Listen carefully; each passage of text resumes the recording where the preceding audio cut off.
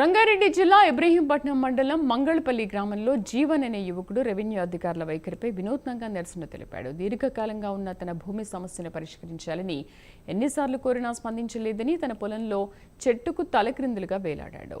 జీవన్కు తండ్రి నుంచి వారసత్వంగా కొంత భూమి వచ్చింది. దీనికి సంబంధించి పాస్బుక్, టైటిల్ డీడ్, పహానీ పత్రాలు అన్నీ ఉన్నాయి. అధికారుల తప్పిదం కారణంగా ఈ భూమి నిషేధిత జాబితాలో చేరింది. దీనిపై పలు దఫాలు దరఖాస్తులు ఇచ్చినా సమస్య పరిష్కారం కాలేదు. దీంతో విసిగిపోయిన జీవన్ తన పొలంలో వేప చెట్టుకు దరఖాస్తులు కట్టి తలక్రిందులుగా వేళ్లాడి నిరసన తెలిపాడు.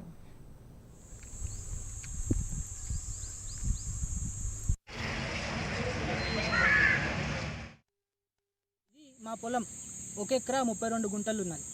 గత 20 ఏళ్ళుగా ఇక్కడ వ్యవసాయం చేస్తున్నాం. మాకు పట్టా పాస్ పుస్తకం ఉన్నది, కొత్త పుస్తకం, పాత పుస్తకం, ఎన్కంబరెన్స్ సర్టిఫికెట్, టైటిల్ డీడు, పహానీలు అన్నీ ఉన్నప్పటికీ కూడా ఈ ల్యాండ్ అనేది సీలింగ్లో పెట్టడం జరిగింది, ప్రాహిబిటెడ్ లిస్ట్లో పెట్టడం జరిగింది. కారణం ఏంటంటే పక్కనే ఉన్న సీలింగ్ హోల్డర్ ల్యాండు అందరికీ నిషేధిత జాబితాలో ఈ సర్వే నెంబర్ మొత్తాన్ని కూడా ఆ ఒక్క సీలింగ్ హోల్డర్ కోసం అని చెప్పేసి నిషేధిత జాబితాలో పెట్టడం జరిగింది. ఇదేంటని చెప్పి కాగితాలన్నీ తీసుకెళ్ళి రెవెన్యూ శాఖలో ఇస్తే ఏమీ తెలియనట్లుగా పురోగతి లేకుండా ఉండిపోయింది మా ఫైలు. గత సంవత్సరంన్నరగా చేయని ప్రయత్నం అంటూ లేదు. చెప్పులు అరిగేలాగా ప్రభుత్వ కార్యాలయాల చుట్టూ కాగితాలు పట్టుకొని తిరిగినా కూడా ఎలాంటి నిర్దాక్షిణ్య అది లేకుండా, ఎలాంటి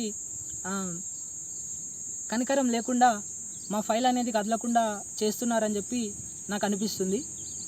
మొదటిగా చెప్పేది ఏంటంటే అసలు సీలింగ్ హోల్డర్తో మాకు ఎలాంటి లావాదేవీలు జరగలేదు. మేము అతని దగ్గర ల్యాండ్ కొనుక్కోలేదు, ఎలాంటి ట్రాన్సాక్షన్లు కూడా చేయలేదు. అలాంటప్పుడు కరెక్ట్గా ఉన్న మా ల్యాండ్ని నిషేధిత జాబితాలో ఎందుకు పెట్టాలి? ఇది రెవెన్యూ శాఖ ఎందుకు చేసింది అనేది నాకు ఇప్పటికీ అర్థం కావట్లేదు. రెండవది, ఇక్కడ రియల్టర్లు ల్యాండ్ని కేకుల్లాగా